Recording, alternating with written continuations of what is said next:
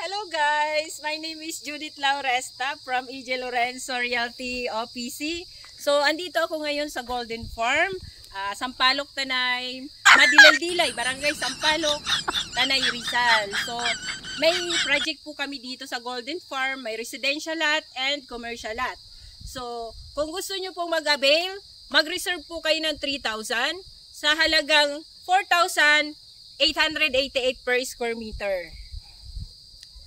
Kaya guys, ngayon pa lang, kung iniisip mong mag-invest, sa lupa ka mag-invest. Kasi sa lupa, hindi matutunaw ang pera mo.